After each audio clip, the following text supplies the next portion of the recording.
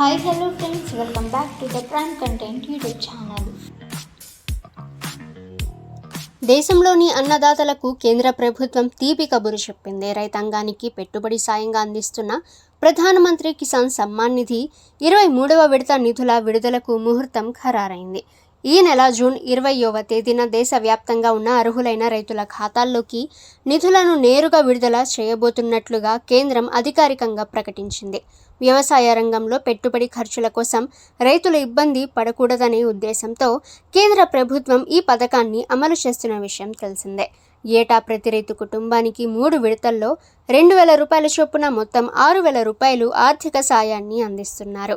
ఈ క్రమంలోనే ఇప్పుడు అందించే 23వ విడత ద్వారా దేశవ్యాప్తంగా ఉన్న 9 కోట్లకు పైగా రైతులకు లబ్ధి చేకూరనుంది. ఇక ఈకేవైసీ ఉంటేనే డబ్బులైతే జమ చేయనుంది కేంద్ర ప్రభుత్వం. పీఎం కిసాన్ లబ్ధిదారులందరికీ డబ్బులు జమ కావాలంటే ఈకేవైసీ పూర్తి చేయడం తప్పనిసరి అని అధికారులు స్పష్టం చేశారు. బ్యాంకు ఖాతాకు ఆధార్ లింక్ కాకపోయినా కేవైసీ ప్రక్రియ పెండింగ్లో ఉన్న నిధులు నిలిచిపోయే ప్రమాదం ఉంది.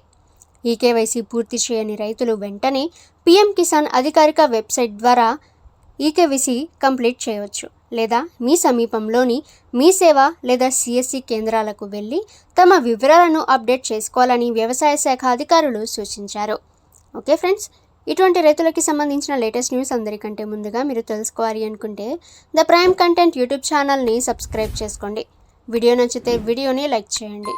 ఈ సమాచారాన్ని మీ ఫ్రెండ్స్ అండ్ ఫ్యామిలీ అందరికీ కూడా షేర్ చేయండి. నెక్స్ట్ వీడియోలో కలుసుకుందాము.